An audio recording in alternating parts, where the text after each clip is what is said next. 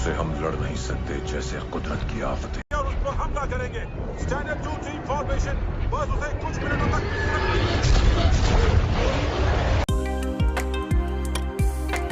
Movie की starting में हमें पास्ट का सीन दिखाया जाता है, जहां पर बीच समंदर से एक बहुत बड़ा मॉन्स्टर बाहर निकलता है जिसे काइजो कहा जाता है। और इस काइजो ने कुछ ही दिनों में 3 सिटी को पूरी तरह से तबाह कर दिया था, लेकिन आखिर में आर्मी ने इसे मार गिराया और सब लोग बहुत खुश थे कि अब मुसीबत टल चुकी है। पर अभी मुसीबत टली नहीं थी, बल्कि यह तो सिर्फ एक शुरुआत थी। और फिर मूवी के अगले सीन में हमें दिखाया जाता है अटलांटिक महासागर के बीच एक ऐसे दरवाजे को जो कि 2 दुनिया को एक साथ जोड़ता है, और इसी रास्ते से यह मॉन्स्टर बाहर आया था। और अब कुछ महीनों बाद इस दरवाजे से एक और मॉन्स्टर बाहर निकलता है जो कि फिर से सिटी में जाकर तबाही मचानी शुरू कर देता है। इसी तरह से एक के बाद एक थोड़े थोड़े टाइम पर वहाँ से मॉन्स्टर निकलते ही जा रहे थे। और अब इंसान भी समझ चुके थे कि यह सिलसिला अब यहाँ पर खत्म नहीं होने वाला है। इसलिए इन मॉन्स्टर से लड़ने के लिए सारे के सारे देश एकजुट हो जाते हैं और सब लोग फैसला करते हैं कि इन मॉन्स्टर से लड़ने के लिए हमें कुछ ऐसी मशीन बनानी होगी जो इनकी तरह विशाल और ताकतवर हो। और काफी टाइम मेहनत करने के बाद यह लोग एक ऐसा रोबोट बनाते हैं जो कि उन मॉन्स्टर्स की तरह काफी ज्यादा बड़ा और ताकतवर था। और इस रोबोट को चलाने के लिए 2 पायलट की जरूरत होती है और दोनों का दिमाग सेम टाइम पर सेम काम करना चाहिए, नहीं तो यह रोबोट इनके लिए ही खतरनाक साबित हो सकता है। इसलिए दोनों पायलट के दिमाग को एक जगह जोड़ दिया जाता है। कुछ इस तरीके से हो जाता है कि एक दिमाग और 2 जिस्म। और अब यह दोनों मिलकर इस रोबोट को काफी अच्छी तरीके से चला रहे थे। और अब जो भी मॉन्स्टर समुद्र के अंदर से निकलता यह लोग उसको वहीं पर मार देते। इसीलिए अब इंसानों के ऊपर से एक खतरा टल चुका था कि अब कोई भी मॉन्स्टर हमारा कुछ नहीं बिगाड़ सकता। और होता भी कुछ ऐसा ही है, कुछ सालों तक कोई भी मॉन्स्टर बाहर नहीं निकलता, लेकिन 7 साल बाद समुद्र के बीच से एक मॉन्स्टर बाहर निकलता है जो कि पहले वाले मॉन्स्टर से बिल्कुल ही अलग था। अब तक जितने भी मॉन्स्टर वहाँ से निकले हैं वह कैटेगरी 2 तक आते थे, लेकिन यह उन दोनों से अलग है, इसीलिए इसे कैटेगरी 3 में रखा गया है। अब मूवी में सीन चेंज होता है और हमें 2 भाइयों को दिखाया जाता है जो कि उस रोबोट को चलाने वाले पायलट हैं। अब इन्हें खबर मिलती है कि काइजो ने हम पर अटैक कर दिया है, इसीलिए यह दोनों तैयार होकर पहुंच जाते हैं अपने रोबोट के अंदर। अब सबसे पहले इन दोनों के दिमाग को एक दूसरे के साथ जोड़ दिया जाता है और फिर यह लोग रोबोट को लेकर निकल जाते हैं समंदर के अंदर। इनके रोबोट की साइज इतनी थी कि यह समुद्र के अंदर डूब भी नहीं रहा था। और फिर यह पहुंच जाते हैं उस काइजो के पास। पहले वाले काइजो को यह लोग एक ही बारी में मार देते थे, लेकिन इस वाले काइजो के साथ इन्हें काफी देर तक लड़ना पड़ा और लास्ट में काइजो को एक बिजली का झटका देकर इन्होंने मार दिया। और पास ही में मछुआरों की बोट थी। अब यह लोग इसे लेकर यहाँ से निकल जाते हैं, लेकिन तभी इन्हें खबर मिलती है कि काइजो अब भी जिंदा है और यह बोट को वहीं पर छोड़कर काइजो से लड़ने के लिए निकल जाते हैं। हालांकि इनके बॉस इन्हें ऑर्डर देते हैं कि शिप को लेकर बाहर आ जाओ, पर यह दोनों अपने बॉस की नहीं मानते और यह उस काइजो से लड़ने के लिए चले जाते हैं। काइजो काफी ज्यादा गुस्से में होता है और वह रोबोट को तोड़कर उसके अंदर से एक पायलट को निकाल लेता है और वहीं पर मार देता है। इसी के खौफ में दूसरा भाई भी था और वह काफी ज्यादा गुस्से में उस काइजो को मार देता है। और इस लड़ाई में उसने अपने भाई को भी खो दिया था और खुद काफी ज्यादा जख्मी हो गया था। और वह किसी तरह से समंदर के किनारे पर आ जाता है और उसकी जान बच जाती है। अब धीरे धीरे 5 साल बीत गए थे और अब काइजो काफी ज्यादा इंटेलिजेंट हो गए थे। वह हर बार इंसानों की टेक्निक को समझकर काफी ज्यादा ताकतवर होकर वापस आ रहे थे।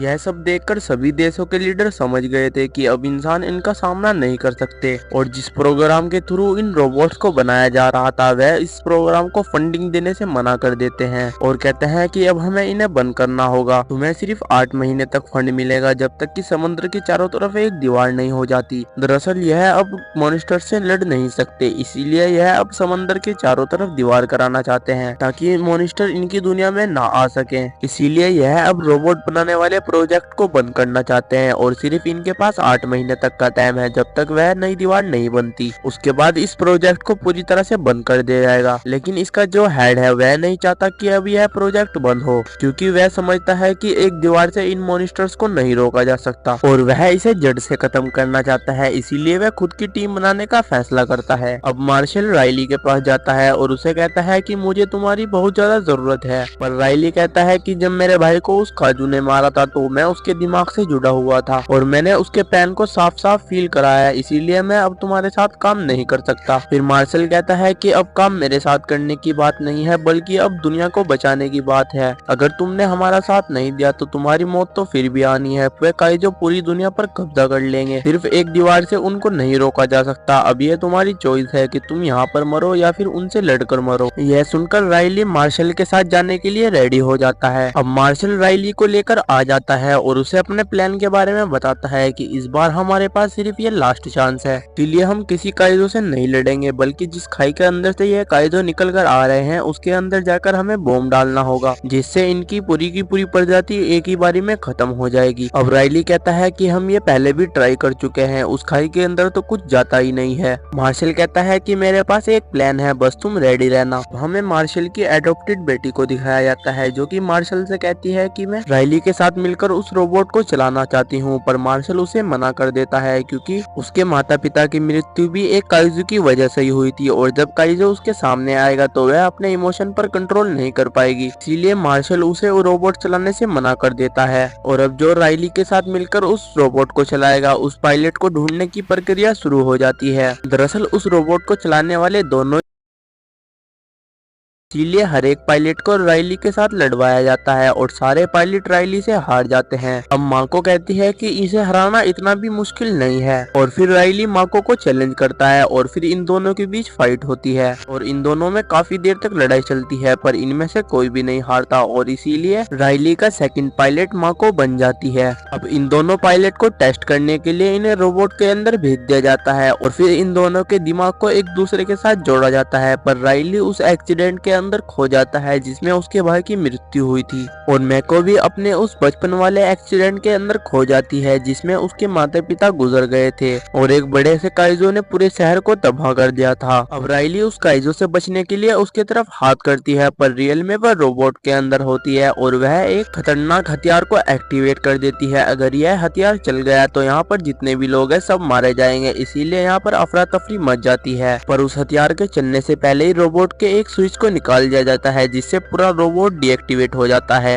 अब मार्शल मोको को कहता है कि तुम अभी पूरी तरीके से रेडी नहीं हो, इसीलिए राइली के लिए किसी दूसरे पायलट को ही चुनना पड़ेगा। अब मूवी में सीन चेंज होता है और हमें एक साइंटिस्ट को दिखाया जाता है जिसका नाम है न्यूटन। अब न्यूटन अपने दिमाग को एक काइजू के दिमाग के साथ जोड़ता है, ठीक इसी तरह जिस तरह से एक रोबोट के अंदर दो पायलट के दिमाग को एक दूसरे के साथ जोड़ा जाता है। अब न्यूटन को वही जगह दिखती है जहाँ से यह काइजो निकल कर आते हैं और उसे सब कुछ पता लग जाता है कि ये काइजो पृथ्वी पर क्यों आ रहे हैं। अब न्यूटन मार्शल को बताता है कि अब तक पृथ्वी पर सिर्फ 4 कैटेगरी के काइजो आए हैं, लेकिन यह तो बहुत कम है, इनकी संख्या बहुत ज्यादा है और जल्द ही सारे काइजो इस पृथ्वी पर आएंगे और इस पर राज कर लेंगे। यह पहली बार यहाँ पर नहीं आ रहे हैं, बल्कि जब पृथ्वी पर डायनासोर्स का राज था तब भी यह यहाँ पर आने की कोशिश कर रहे थे, पर उस समय पृथ्वी का वातावरण इनके लिए सेफ नहीं था, इसीलिए यह यहाँ पर नहीं आ पाए और अब पेड़ वगैरह काट दिए गए हैं, इसीलिए इन्हें पृथ्वी पर आने का रास्ता मिल गया। अब यह पृथ्वी से सारे इंसानों को खत्म कर कर खुद यहाँ रहना चाहते हैं। अगर जल्द ही इन्हें नहीं रोका गया तो यह पूरी तरह से इंसानों को खत्म कर देंगे। मार्शल कहता है कि अब इनका वक्त आ चुका है, जल्दी से 2 बड़े वाले रोबोट तैयार करो और एक रोबोट में मैं खुद गो पायलट बनकर जाऊंगा और दूसरे रोबोट में राइली और मैको पायलट बनकर जाएंगे। मुझे भरोसा है कि तुम जरूर इस मिशन को अंजाम दोगे। अब 2 बड़े बड़े रोबोट्स के साथ वह लोग निकल जाते हैं उस खाई की तरफ। अब मूवी में सीन चेंज होता है और हमें न्यूटन और उसके साथी को दिखाया जाता है जो एक बार फिर से अपने दिमाग को काइजू के दिमाग के साथ जोड़ रहे हैं ताकि उन्हें पूरी इन्फॉर्मेशन मिल सके। और जब उनका दिमाग काइजू के दिमाग के साथ जुड़ जाता है तो उन्हें पता लगता है कि मार्शल का प्लान बिल्कुल भी कामयाब नहीं होने वाला है, क्योंकि जो दूसरी दुनिया का दरवाजा है वो सिर्फ एक काइजू के लिए ही खुलता है। अब सीन चेंज होता है और हमें दोनों रोबोट्स को दिखाया जाता है जो कि खाई के पास पहुंच चुके हैं और उन दोनों के वहां पर पहुंचते ही सार खाई के अंदर से एक दूसरा काइजो बाहर निकलता है। अब उन्हें इन्फॉर्मेशन इन्फॉर्मेशन मिलती है कि यह कैटेगरी 5 का काइजो है जो कि अब तक का सबसे खतरनाक है। और न्यूटन भी वहाँ पर पहुँच जाता है और वह बताता है कि तुम्हारा प्लान कामयाब नहीं होने वाला है, क्योंकि खाई का दरवाजा सिर्फ एक काइजू के लिए ही खुलता है। अगर तुम्हें खाई के अंदर जाना है तो तुम्हें अपने साथ किसी एक काइजू को ले जाना पड़ेगा। अब मार्शल के रोबोट के ऊपर वह कैटेगरी 5 का काइजो अटैक कर देता है और वह कुछ ही पल में